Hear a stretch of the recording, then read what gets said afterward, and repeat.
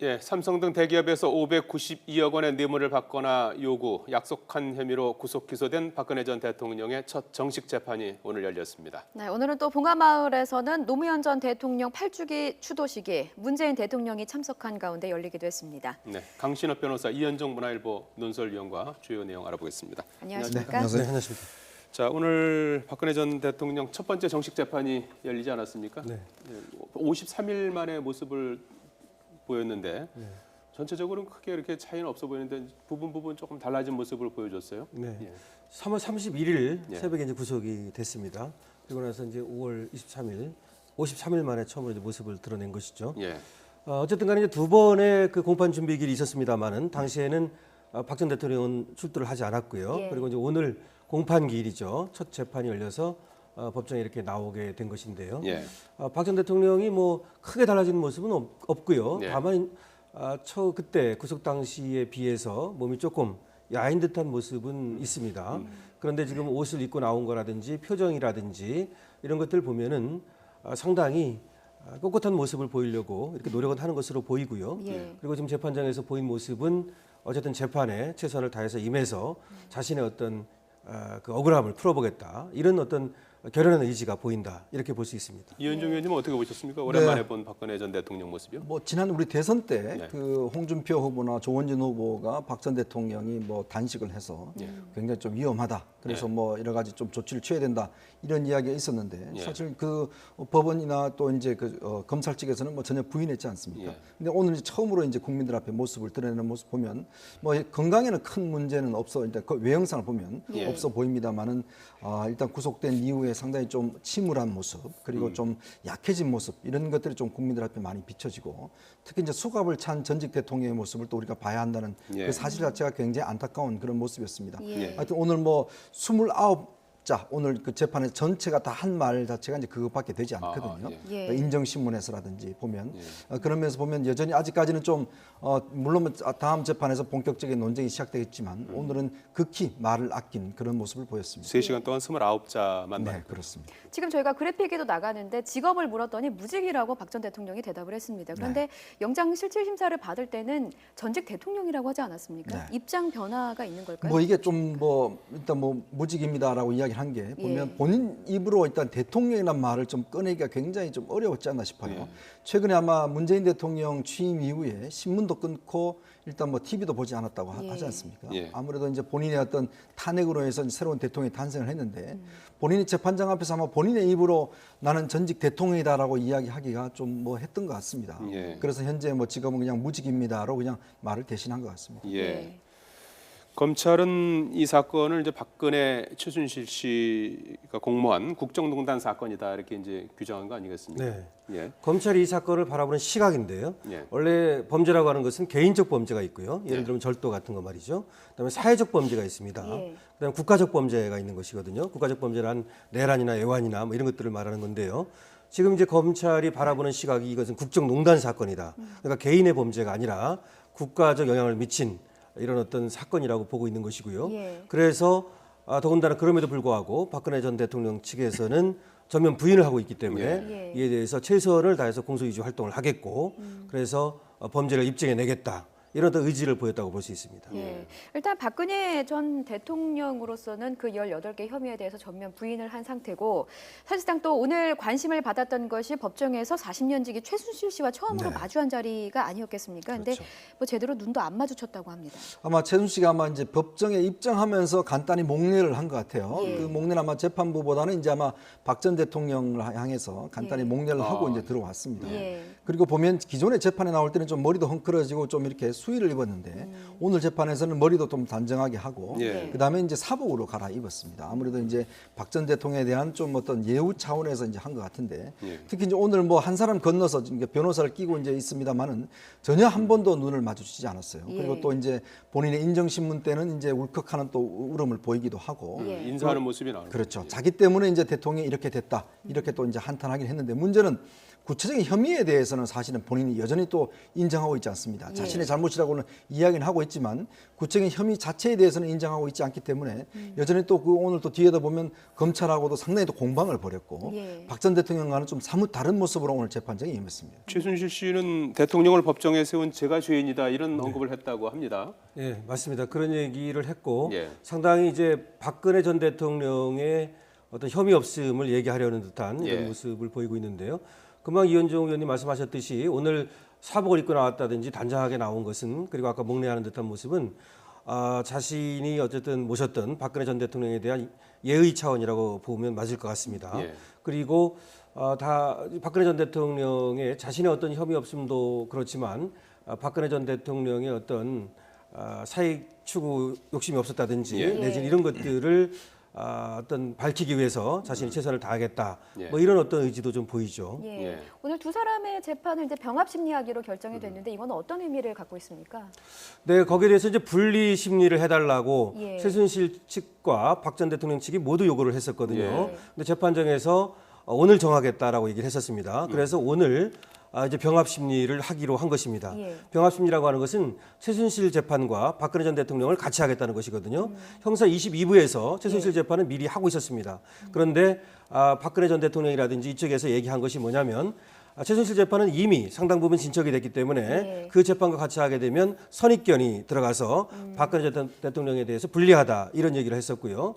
또 하나는 지금 검찰이 기소한 박근혜 전 대통령과 그리고 특검이 기소한 최순실 측 이 두 가지를 같이 하게 되면은 이제 그것은 특검법에 의하면 특검이 기소한 것만 공소유지 활동을 할 수 있는데 예. 그래서 문제가 있지 않느냐 이런 얘기를 했습니다. 그런데 재판부에서는 그렇지 않다. 예. 그렇게 과거에 한 적도 있고 그래서 누가 기소를 했든 간에 예. 그 증인신문이라든지 이런 활동은 모두 두 사람 모두에게 영향이 미친다. 예. 이렇게 이제 결론을 내줬죠. 예. 그래서 앞으로는 이제 병합 심리를 하기로 했고요. 예. 다음 주 29일부터 본격적으로 병합 심리가 열리고 예. 그 전에 25일 날은 박근혜 전 대통령 재판만 열려서 거기서는 증거 예. 이제 어떤 그런 조사 이런 것들을 일부 하게 돼 있습니다. 예, 재판 일정을 놓고도 오늘 신경전을 벌였다고 그래요. 검찰은 뭐 매일 재판을 열자고 하고 박 전 대통령 측은 이제 부당하다 이제 해서 절충으로 뭐 일주일에 한 두세 번 예, 정도 그렇게 하는 걸로 얘기했습니다. 했는데요.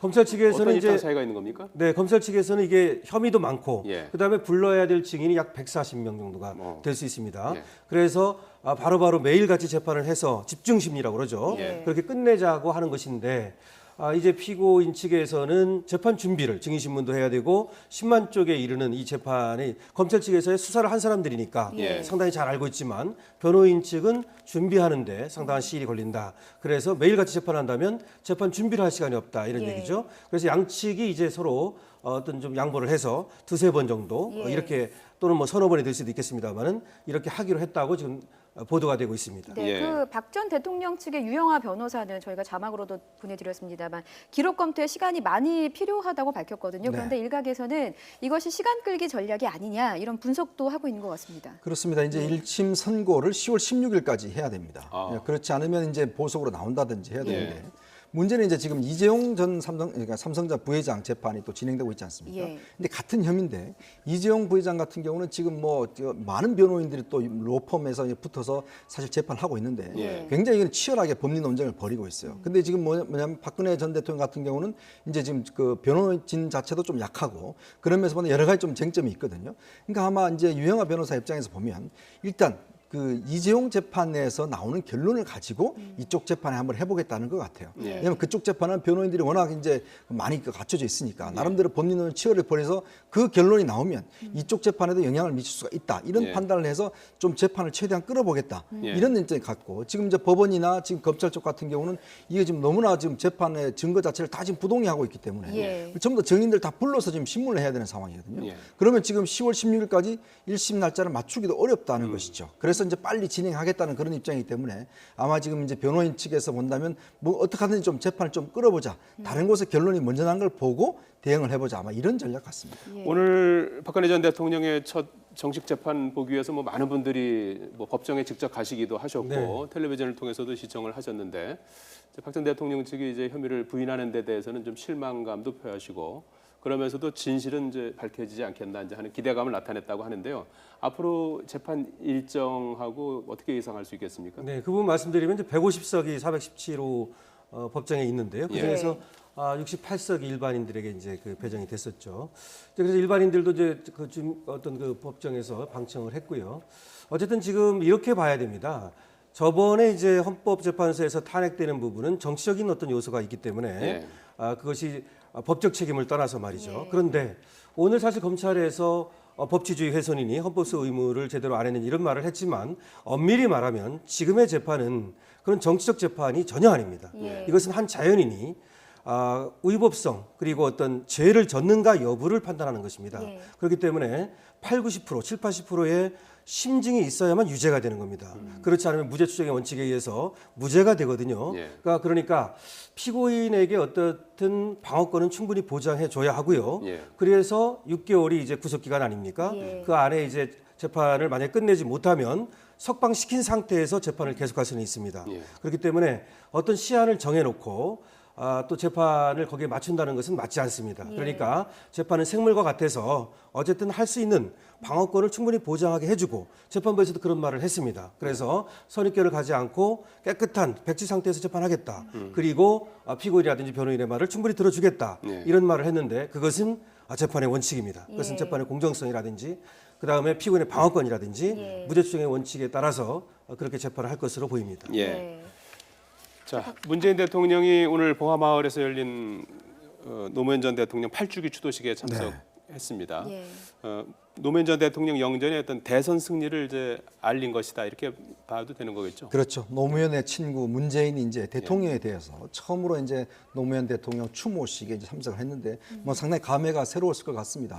특히 이제 그동안 보면 노사모라고 하든지 또 뭐 노무현 대통령을 지지하는 분들이 많은 마음고생들을 많이 했거든요. 결국 이제 패권주의가 아니냐 뭐 등등 특히 그런 것도 많이 했지만 오늘 문재인 대통령이 이제 인사말을 통해서 그런 이야기를 많이 했죠. 결국 그런 것들을 이제 날려버리고 국민 통합으로 어떤 그런 원동력을 쓰자라는 이야기를 했지 않습니까? 그래서 오늘 본인이 마지막으로 여기 참석을 한다. 즉 나중에 이제 퇴임하고 그때 보고하러 오겠다고 이야기한 것 자체는 결국 이제 노무현 대통령에 대한 추모 이런 것들이 또 우리들만의 그것이 아니고 국민 전체 것 승화시키기 위해서는 어떤 국정 운영의 통합에 어떤 힘으로 써야 된다. 이런 점들을 오늘 아마 이제 문재인 대통령이 굉장히 강조를 한 것 같습니다. 특히 오늘 뭐 많은 많은 분들이 오늘 참석을 했고 또 여러 가지로 가진 의미 자체가 크기 때문에 그런 문재인 대통령의 울림 말 자체가 상당히 울림을 가지는 것 같습니다. 그 임기 중에는 이제 앞으로 참석하지 않고 성공한 대통령이 돼서 다시 찾아오겠다라는 발언을 좀 뜻깊게 받아들이는 분들도 많은 것 같습니다. 그러니까 진영 논리에 휘둘리는 빌미를 제공하지 않겠다 이런 의도로 네, 그런 말씀 많은데 저는 사실 오늘 그 얘기를 들으면서 문재인 대통령이 상당히 준비된 대통령이라는 느낌을 또 받았거든요.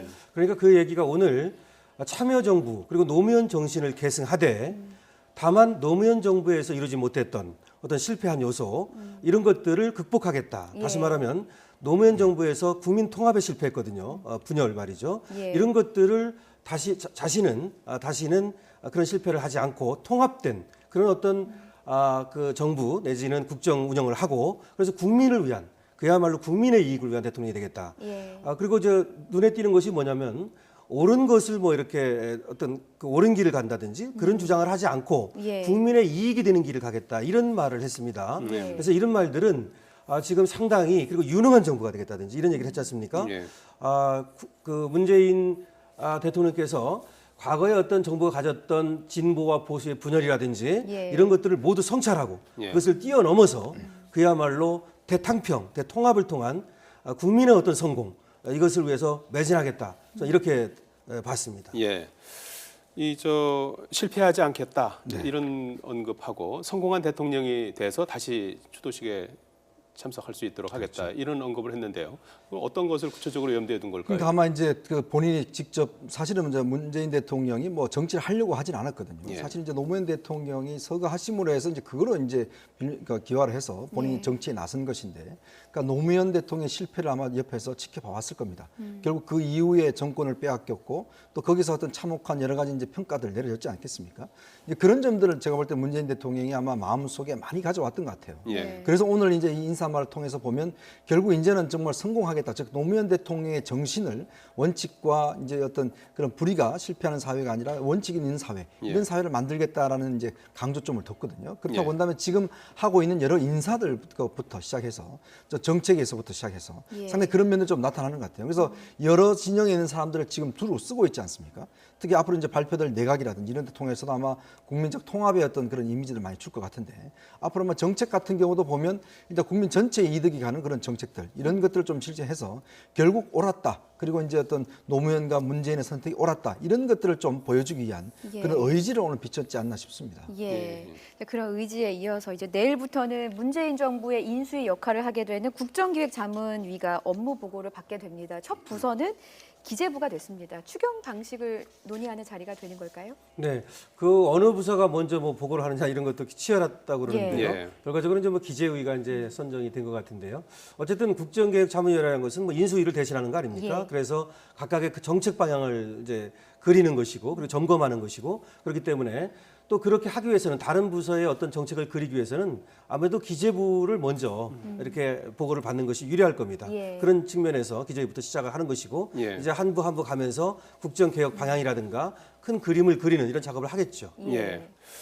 자, 그리고 내일부터 이낙연 국무총리 후보자 청문회가 열리지 않습니까? 네. 오늘 자유한국당 정우택 당대표 권한대행은 뭐 정상적인 청문회가 진행될 수 없다 이런 언급도 했는데요. 네, 이 지금 자료 제출 때문에 예, 지금 어떤 상당히 부분이? 자유한국당이 좀 반발을 좀 하고 있는 것 같습니다. 예. 예. 그러니까 지금 이제 아들의 병역과 관련된 뭐 수술 기록이라든지 뭐 이런 자료를 요청했는데 이제 그 자료가 제때 오지 않았다고 이제 이야기를 하고 있거든요. 예. 아마 자유한국당 입장에서도 보면 그냥 쉽게 넘겨줄 수는 없을 것 같아요. 그래서 아마 지금 현재 이제 병역 문제라든지 그다음에 재산세 문제라든지 뭐 이런 것에 대해서 아마 내일 칼날 검증을 하겠다라고 이제 벼르고 있는 상황 같아요. 예. 아무래도 뭐 자유한국당 좀 내부적 상황과도 좀 연결이 되는 것 같습니다. 지금 뭐 보면 지지도가 많이 떨어져 있고 또 내부 좀 결속도가 좀 떨어진 상황 아니겠습니까? 예. 그런 상황에서 이제 이 청문회 국면을 그냥 넘길 수는 없는 것 같아요. 그래서 예. 아마 내일 이낙연 그 후보자의 청문회 자체도 보면 그렇게 쉽지만은 않을 상황 같습니다. 예, 알겠습니다.